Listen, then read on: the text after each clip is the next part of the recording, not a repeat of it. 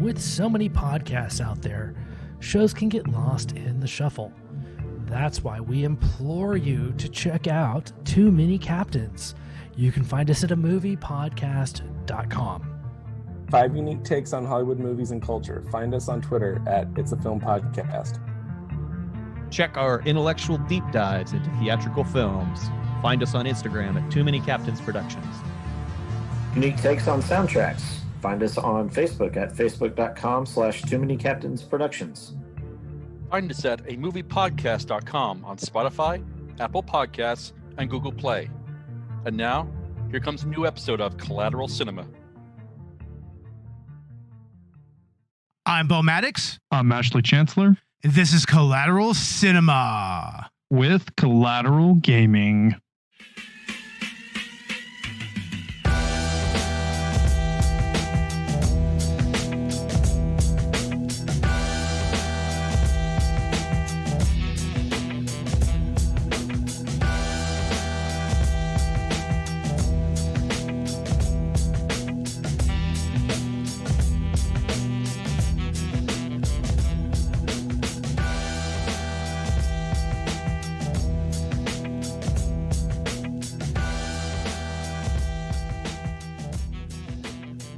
Welcome to Collateral Cinema, the only movie podcast that matters, where we focus on good movies, bad movies, and everything else in between in the world of cinema.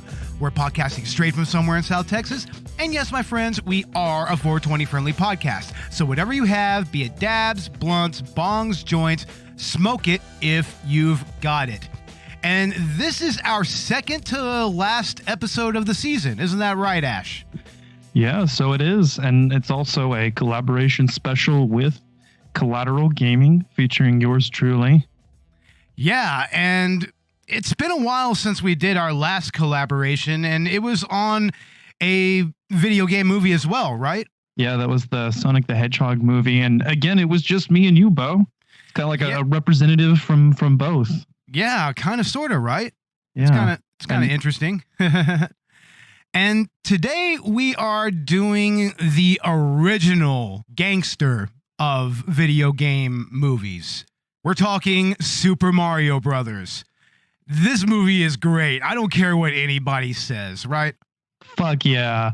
I mean, it's bad, but it's so bad it's good. It's kind of got that cult classic feeling. Doesn't really have much to do with Super Mario Brothers the game at all, but it's fun. Well, there's lots of references to the game throughout. I mean, like, for instance, the Thwomp Industries, there's Bullet Bills in there, there's the Goombas.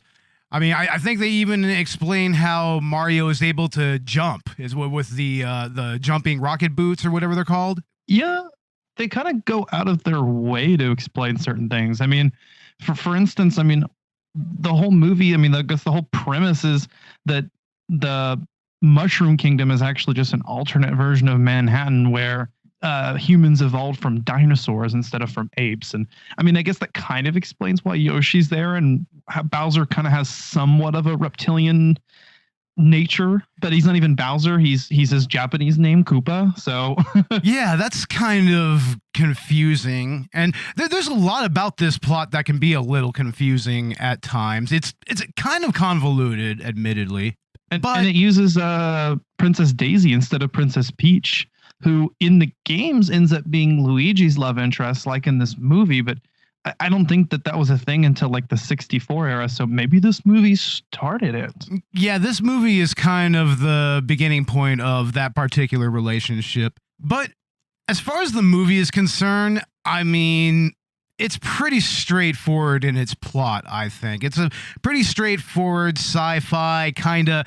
I think on rental reviews, they called it Dino Punk because it has that Blade Runner cyberpunk quality, but, you know, dinosaurs. And the production of this movie, though, that's what interests me even more than the movie itself. In many ways, it's kind of even better than the movie.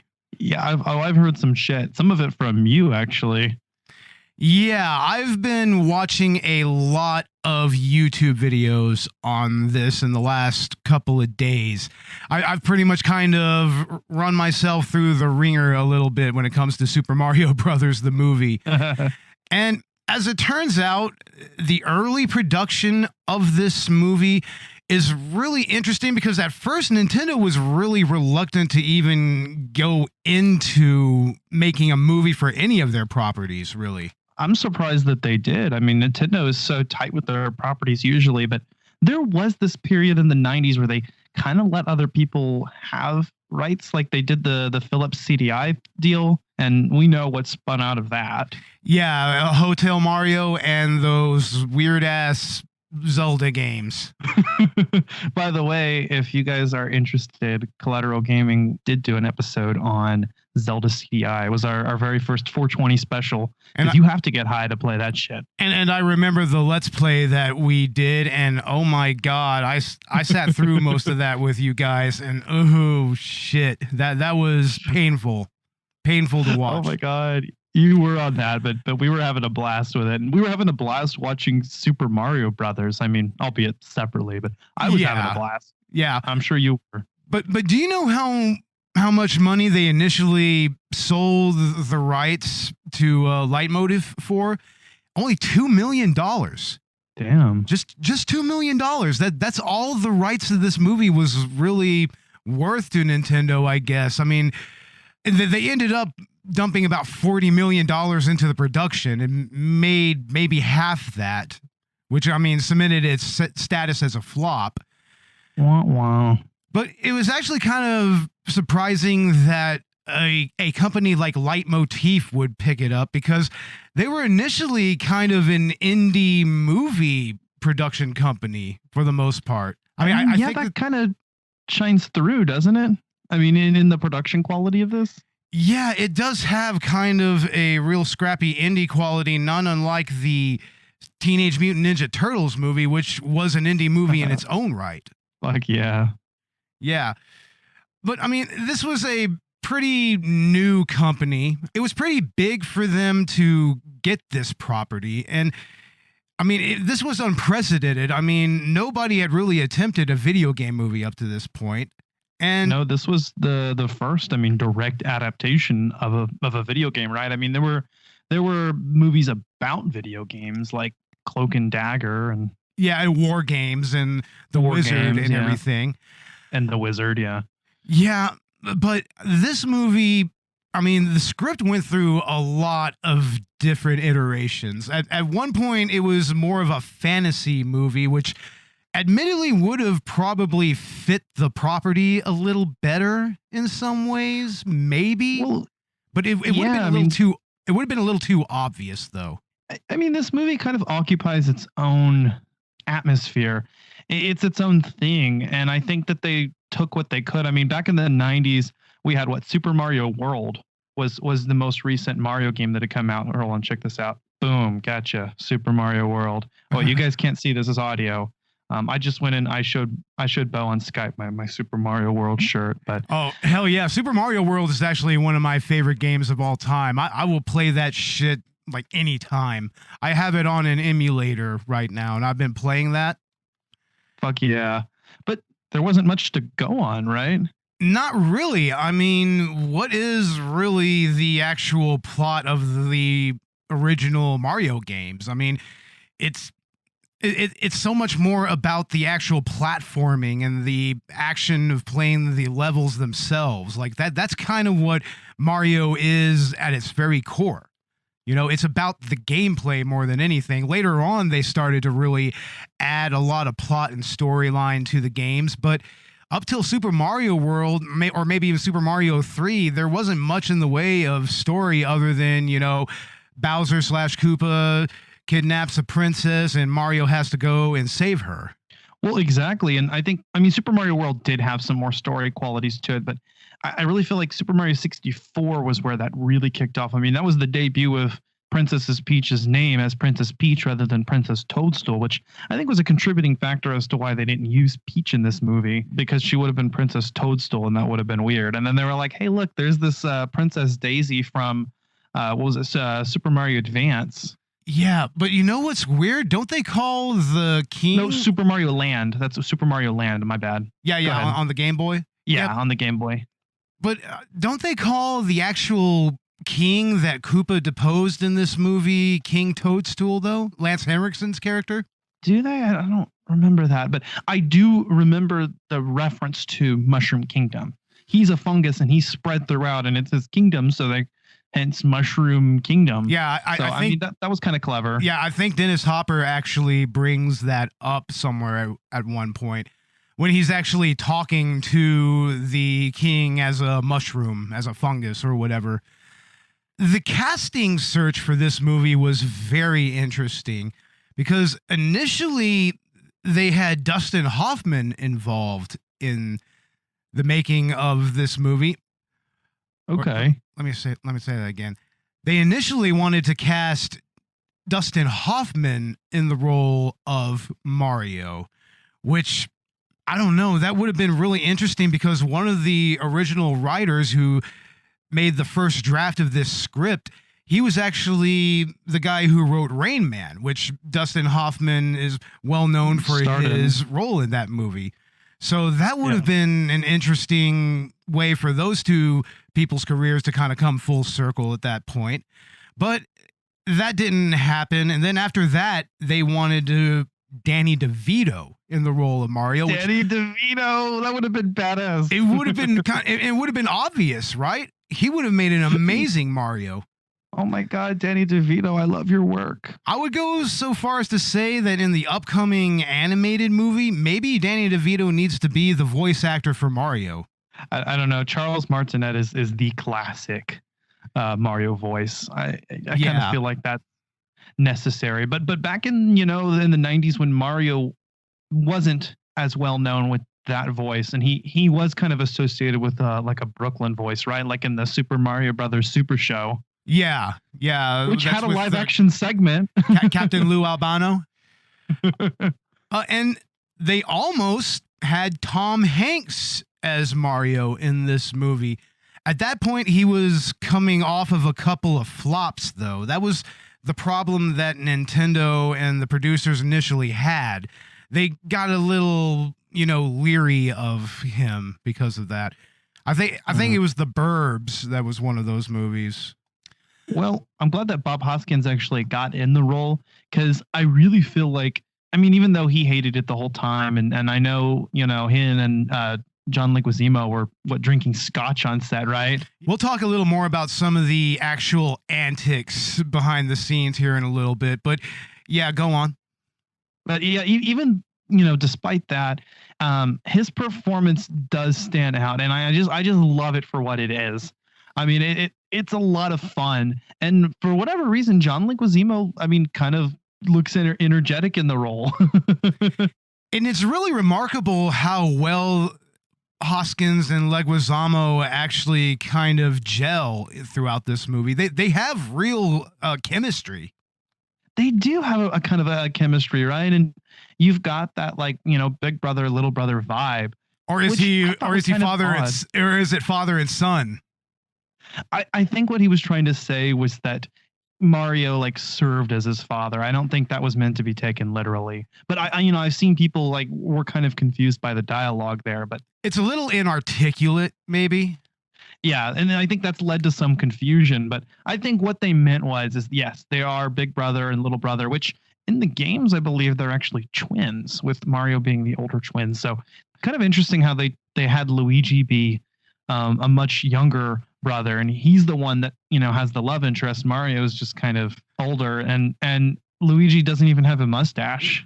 I thought that was interesting. Well, a lot of that has to really do with Bob Hoskins actually being cast as Mario. It's just because he's a much older actor and everything. That's just the natural way that character relationship had to go. Yeah, like I said, this movie occupies its own universe. It's its own thing. For Christ's sake, the movie opens with a cartoon monologue on the dinosaurs. The second I turned this on, I was kind of like, wait a second. I thought I was watching Super Mario Brothers. Why are they talking about dinosaurs? Yeah, that first little bit of animation there.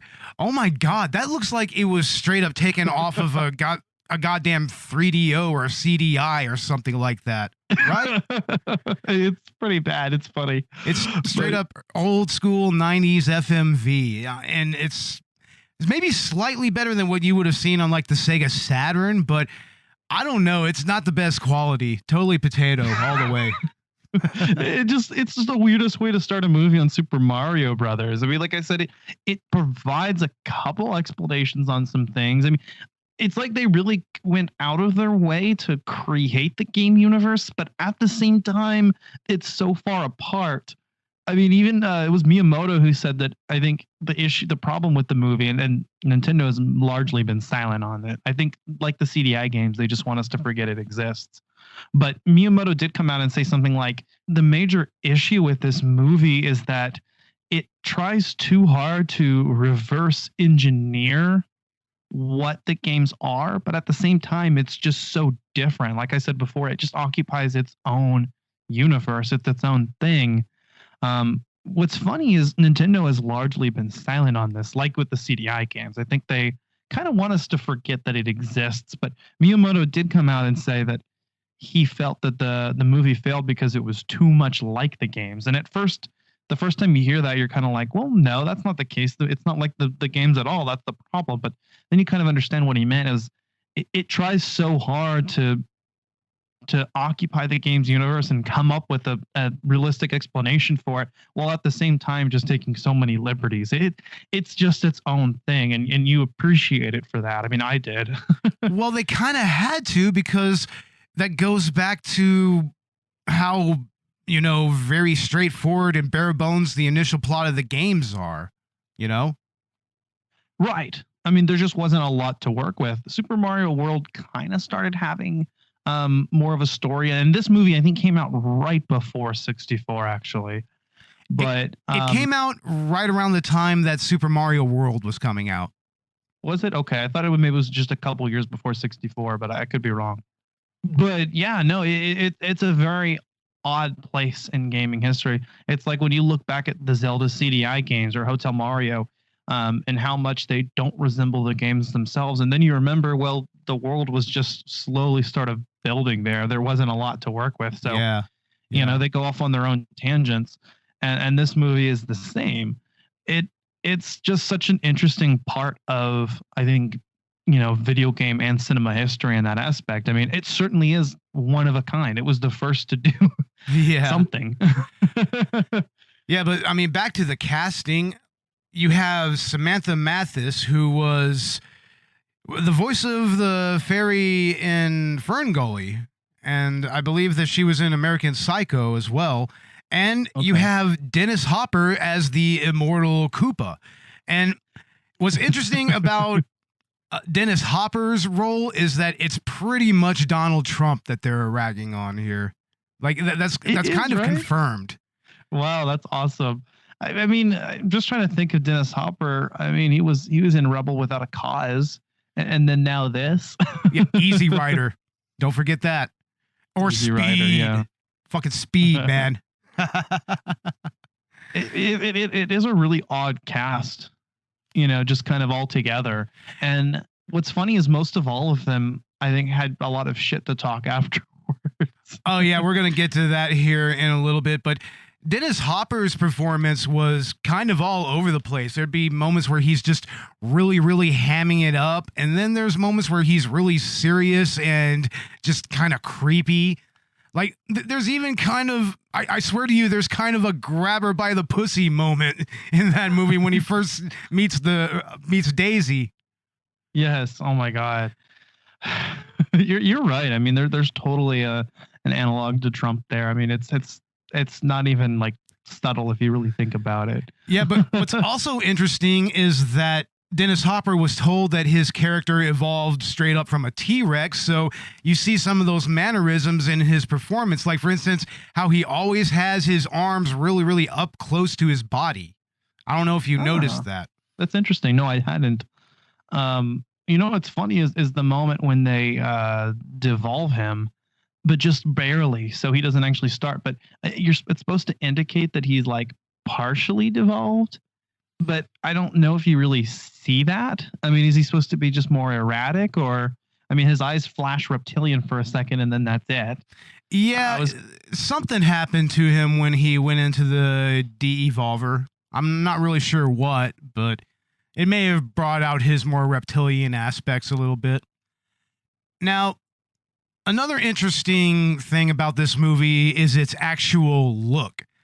And it's been compared to Blade Runner, which is not so coincidental, because the art director for Blade Runner actually designed everything in this movie, especially the set that would be built in an abandoned cement factory. Yeah, that's really interesting. I mean, I can kind of see that. And it's really impressive art design, and it really does kind of bring up a cyberpunk vibe. Although I will bring up, just like what Rental Reviews on Cinemassacre said, it was more like dino punk. That's an apt term to describe it. I like that, dino punk. I mean, it definitely fits what, the kind of setting that they were going for, and it's certainly unique, to say the least. But needless to say, there was no Ridley Scott on directing this movie. Instead, you had directors Rocky Morton and Annabel Jankel. They're kind of noteworthy for doing a movie back in the 90s called Dead or Alive. I think it had Meg Ryan and John Cusack, I want to say.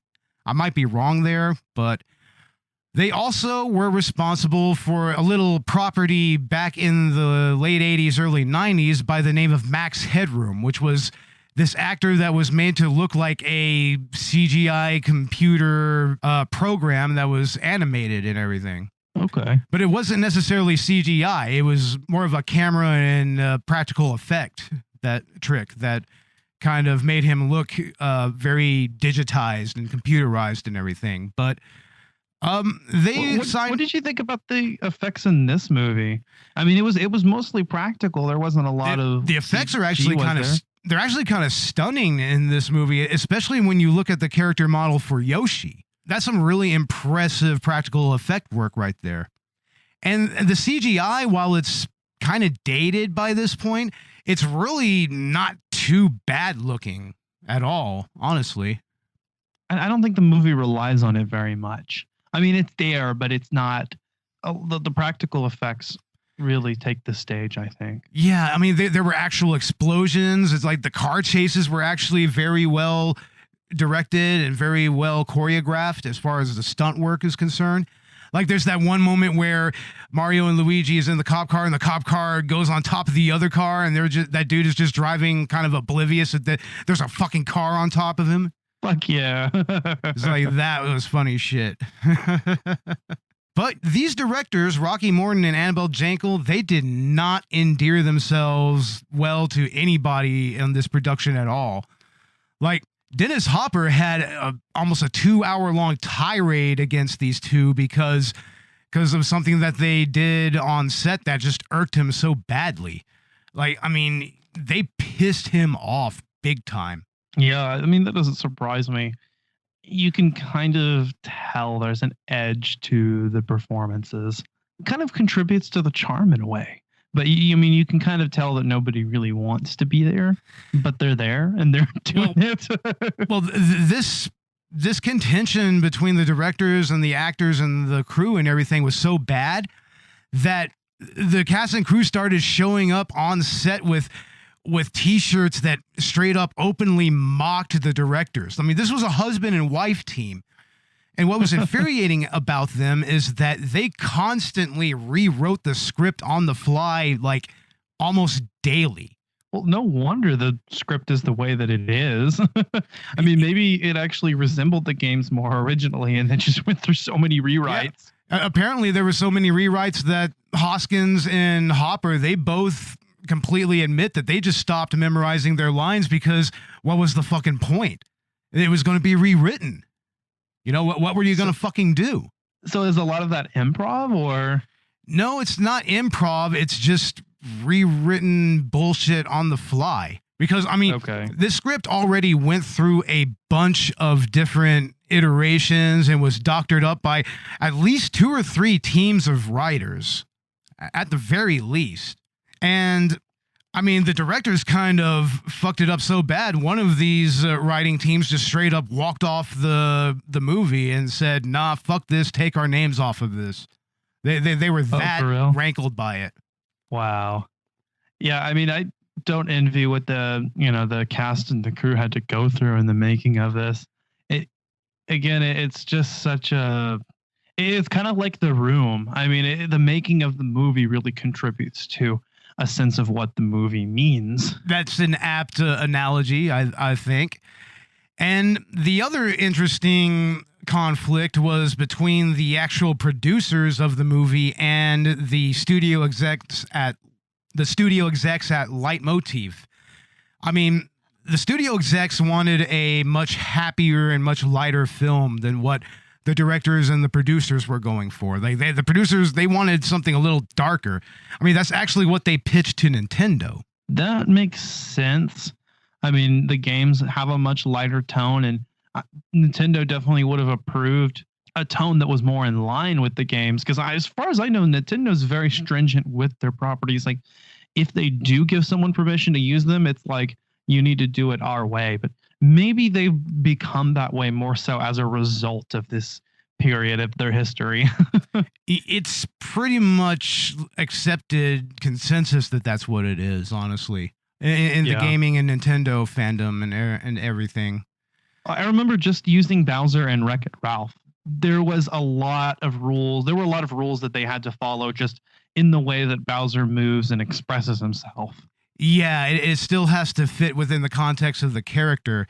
And I would say that Dennis Hopper kind of fits within that context as well. His performance is very, like we said, reptilian, very, kind of cringily like Donald Trump. I mean, it really adds to the overall tone of the movie in so many ways. It does, and it's so odd because he doesn't resemble the character in any other way. I mean, he's just a straight up human dude. I mean, what does that have to do with Bowser? His name isn't even Bowser, which American audiences were more familiar with. It's the Japanese name, right? That's Koopa? Yeah, Koopa, King Koopa, because, he's the king of the Koopa, which is the race.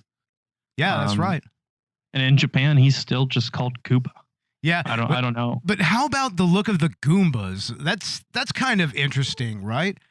I mean, it's almost like they went for the opposite of what a Goomba looks like. What was going through their minds? I mean, the design is awesome. Don't get me wrong. Like, I love it.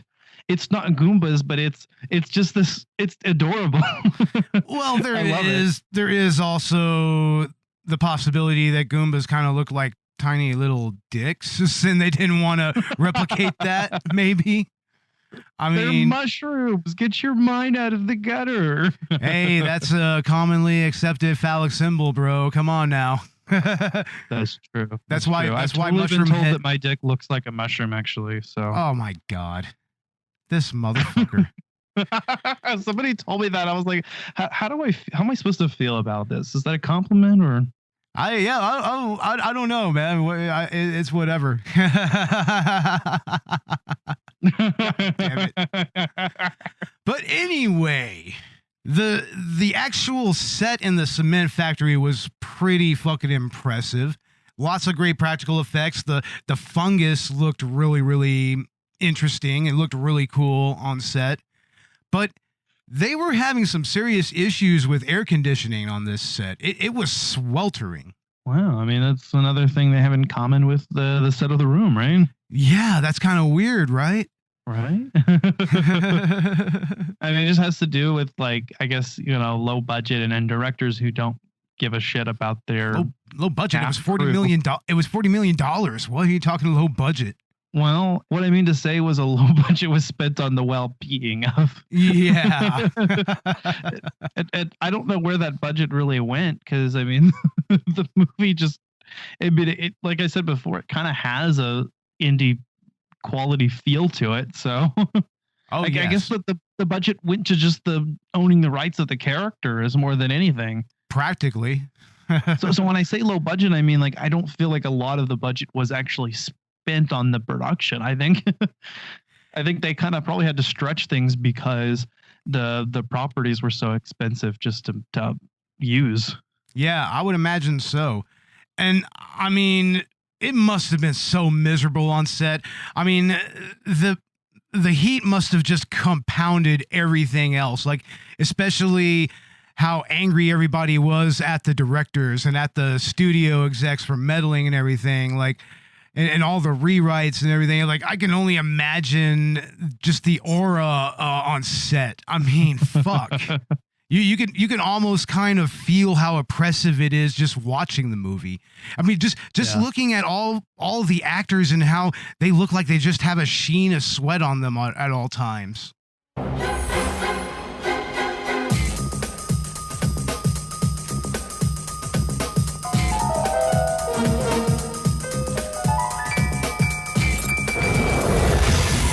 Where are we? I got a feeling we're not in Brooklyn no more.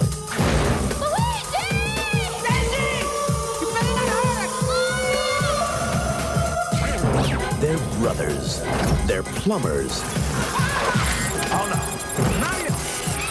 Luigi! They're on the trail of a kidnapped princess and a mystical meteorite. It's incredible! That gives anyone who possesses it the power to rule the universe.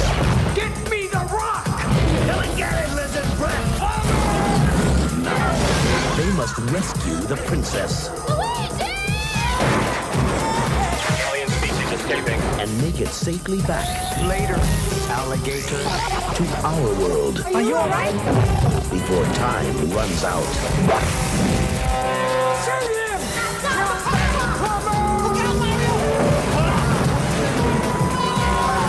Get him! Get him!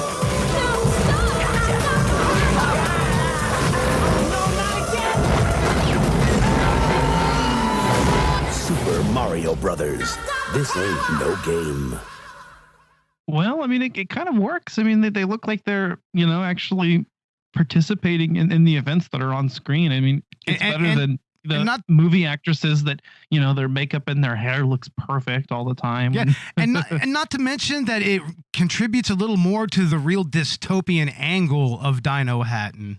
I think that's what I was kind of, thinking in my mind when I said that too, is it does give you that dystopian feel.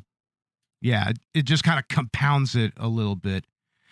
Yeah. But because of how miserable everybody was on set, everybody kind of coped with it in their own manner.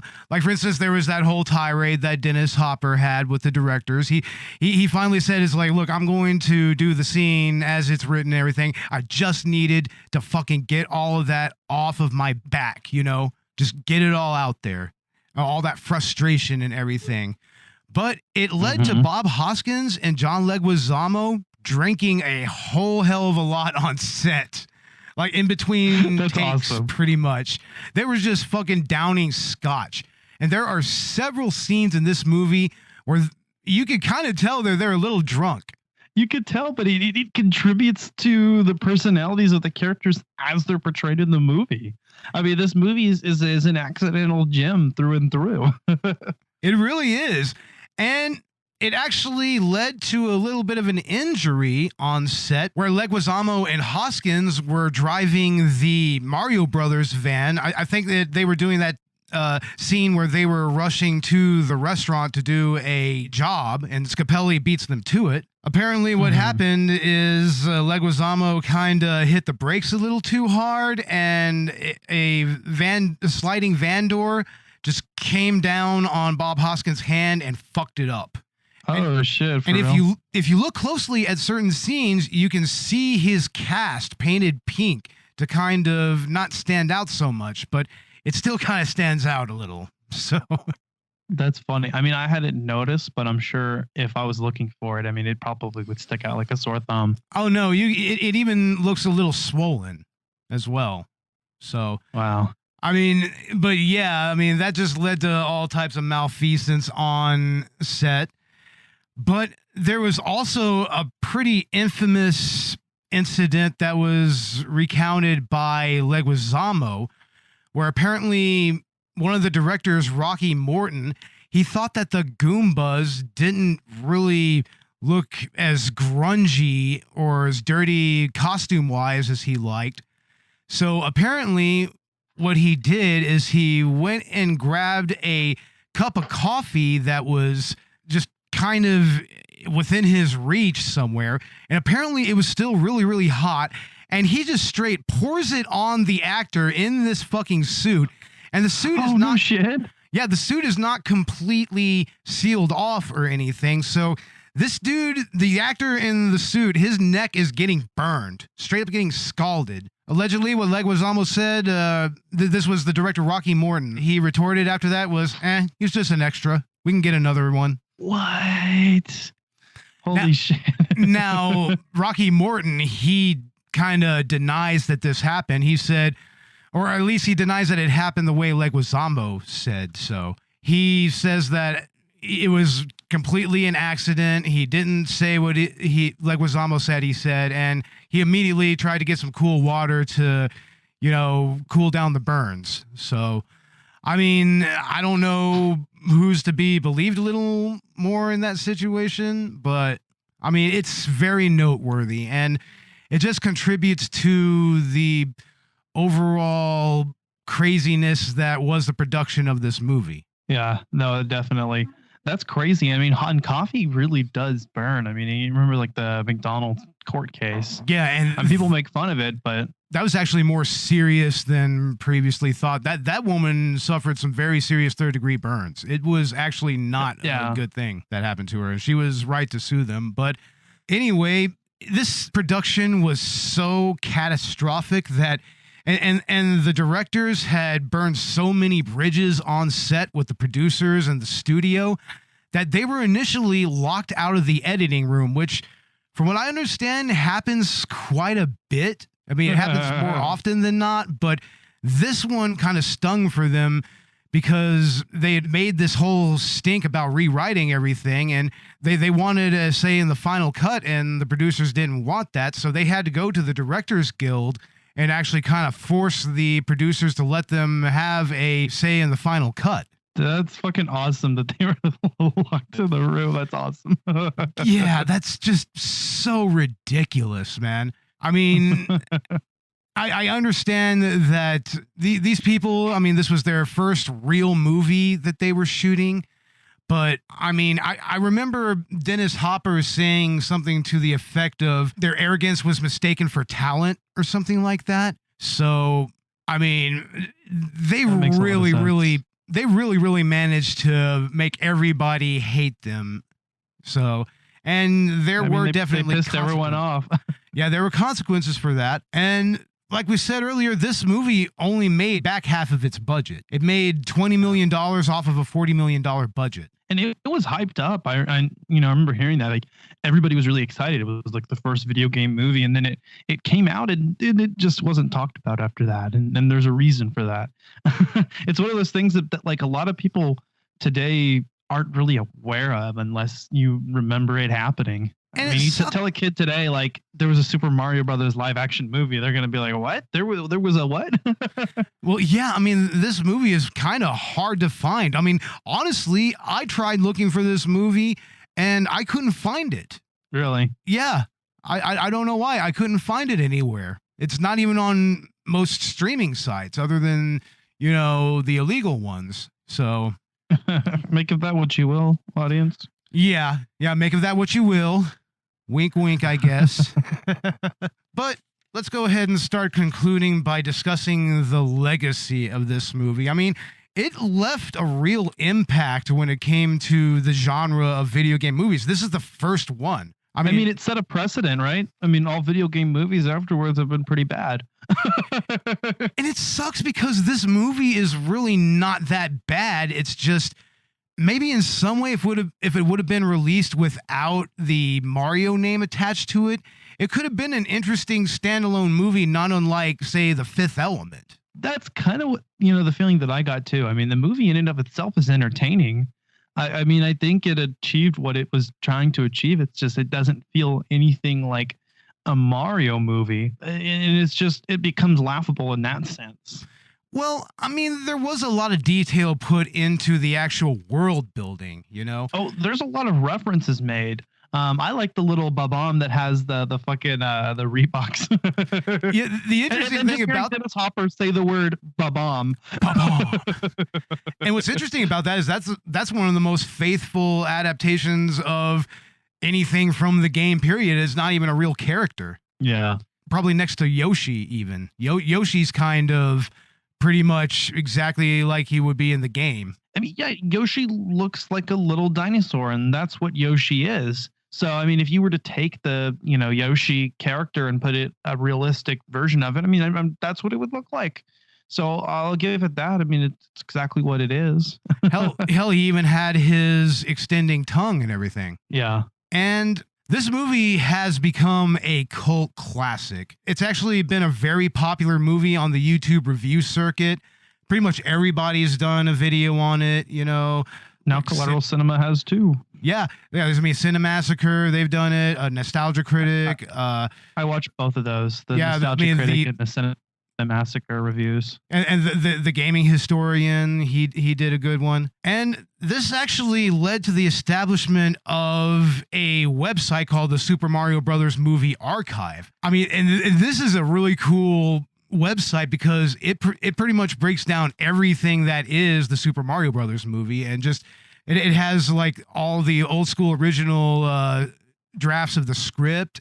It has info on all of the behind the scenes antics that happen, like even deeper info than previously known. And it's definitely a really good website, and we just want to go ahead and give it a little plug because they did kind of retweet our promos of this episode. So yeah, back at y'all guys. I'm gonna check that out because that sounds really cool. Although I gotta know who is it that cares so much about the Super Mario Brothers movie to even compile that. I want to know who you are.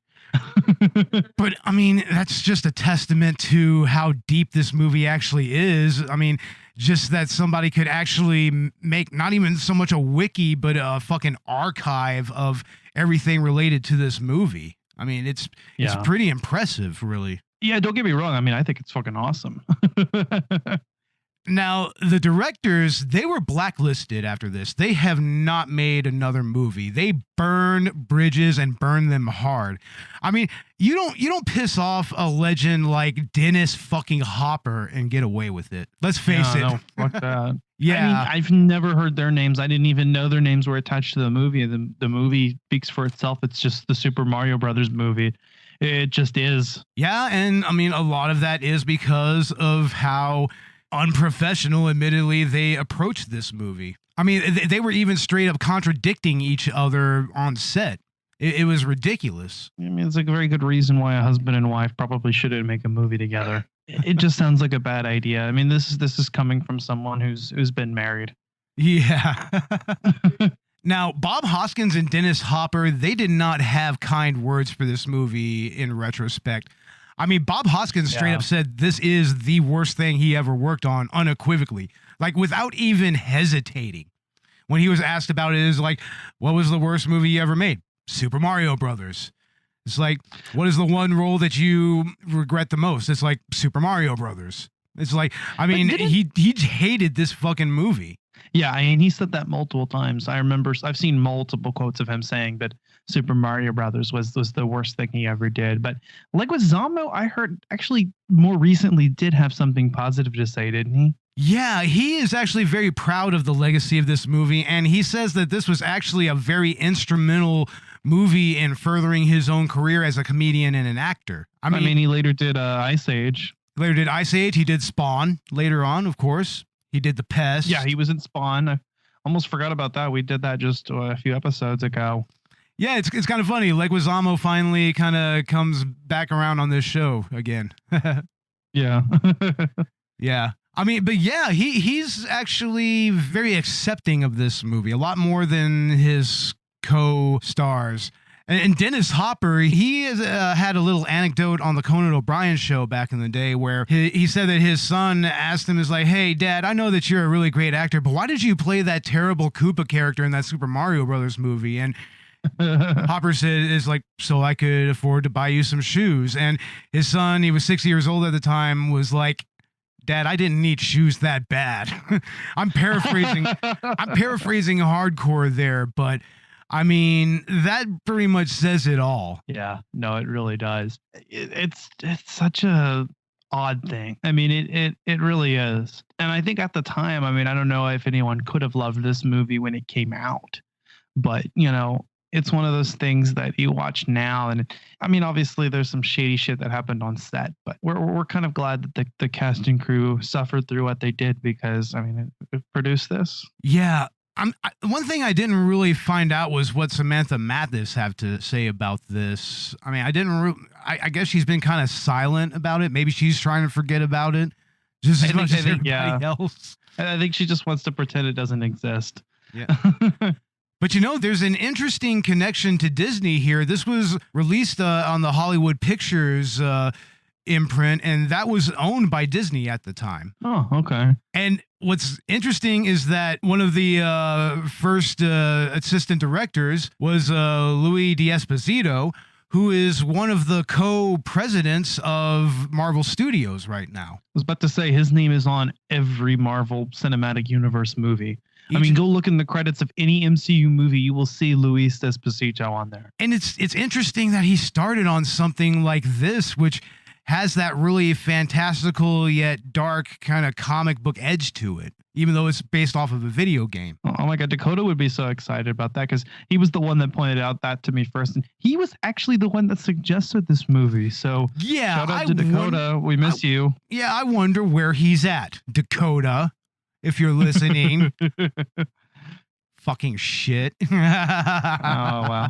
Hopefully we'll get it. We'll get him for our season finale. Yeah, hopefully, man. Hopefully. But yeah, this is an unprecedented film. This set the bar for a genre that, you know, a lot of people say that there's a curse on video game movies, but if you really look at the box office returns for a lot of the more recent video game movies, that curse has been shaken off a long time ago, right? Yeah, I mean, and very recently, we're actually kind of seeing video game movies that are actually kind of good for the first time, and we're exploring TV shows, high budget TV shows like The Witcher. So, I mean, there was a curse for quite a while, though. And it's odd that this movie could make an example of that and be so poorly received, and we still got really bad video game movies afterward. But like we said, it set a precedent. I mean, yeah. I mean, even Uwe Boll made his career kind of off of video game movies initially. You know, Blood Rain, Postal, House of the Dead. This is actually like the third video game movie we've done on this podcast, right? Yeah, I suppose so. We did House of the Dead, we did Sonic, and now we're doing Super Mario Brothers, and we've got some things planned for next season on both podcasts. Yeah, we'll announce that here in a second. But I guess we can go ahead and start getting into some more final thoughts here. What are your overall final thoughts on this movie, Ash? Well, as the penultimate season 3 Collateral Cinema episode, I'm actually kind of glad that we visited this close to the end of the season. I was actually looking forward to it. I'd never seen the Super Mario Brothers movie before. I'd heard of it. I knew it was considered bad. I didn't have high expectations, but it honestly surpassed my expectations. I honestly say that as a standalone movie, not connected to Mario, it could actually be something kind of good. Like you said, more of a Fifth Element vibe. As a Mario movie, it's pretty bad, but it's also just an underrated gem, I think. And I think a lot of people are starting to, see that in the age of the internet.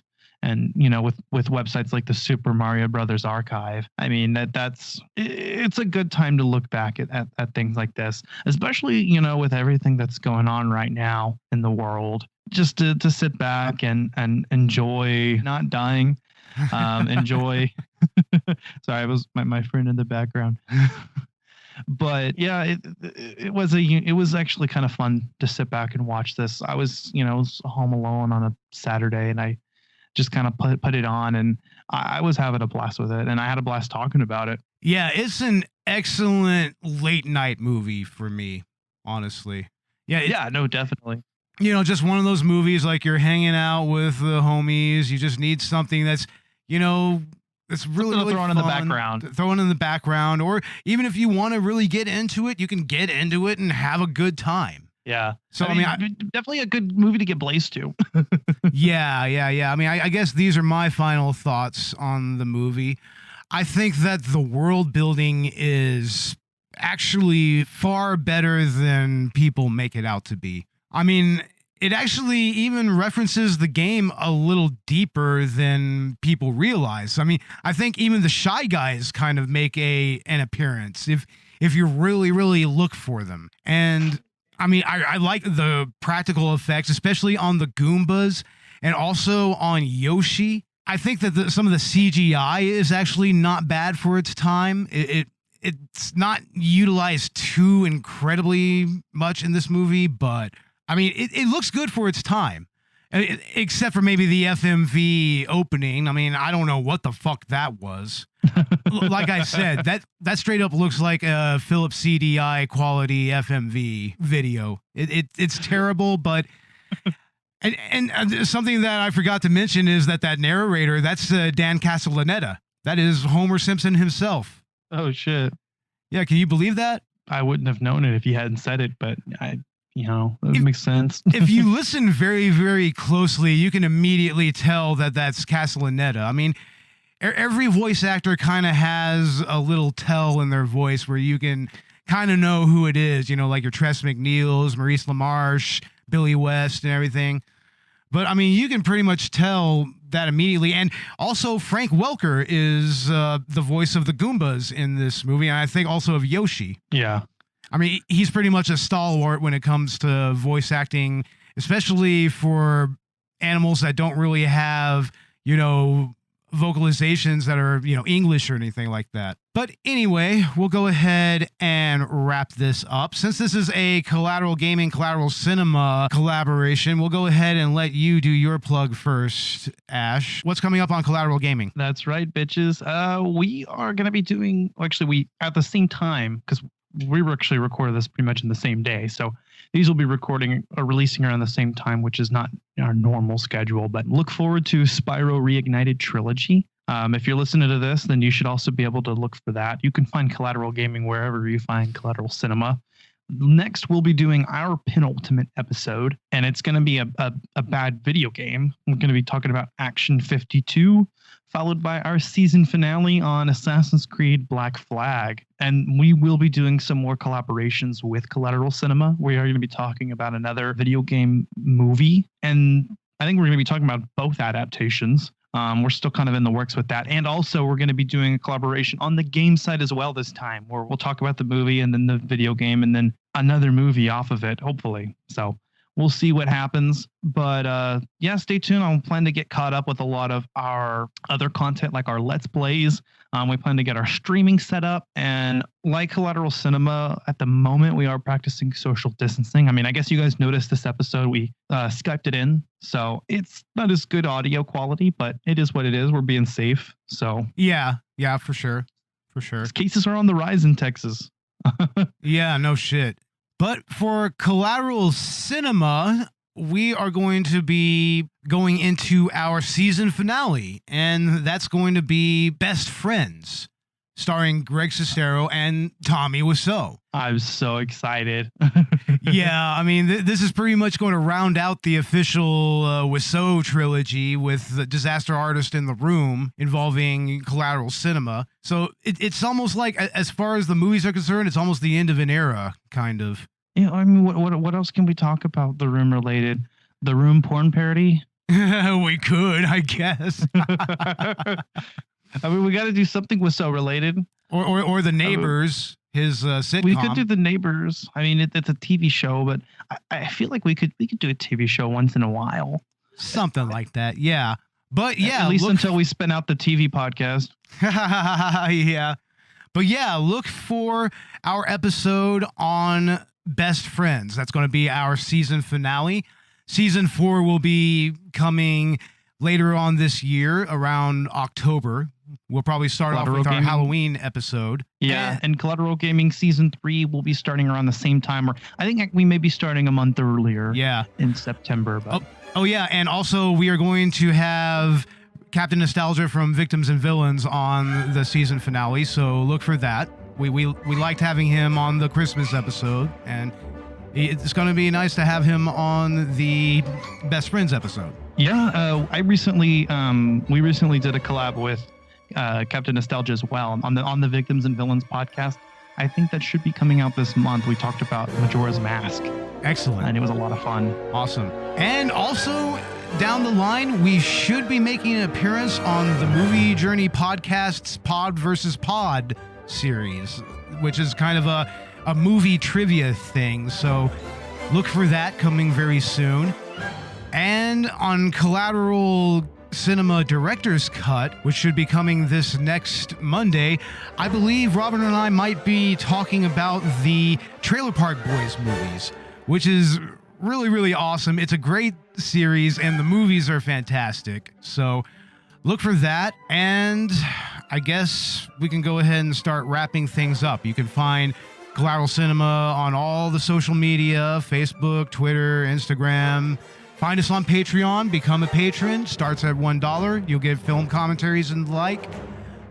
Look for us on YouTube, Chill Lover Radio, Apple Podcasts, and wherever else you get your podcasts.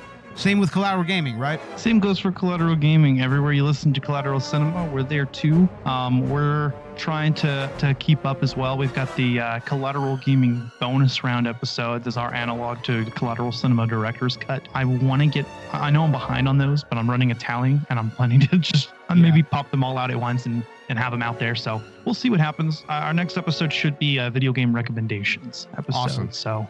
All right, everybody, we're going to go ahead and get out of here. I'm Bo Maddox. I'm Ashley Chancellor. And this was Collateral Cinema. Stay tuned for our season finale. Check you later, everybody. And this was Collateral Gaming. See you later.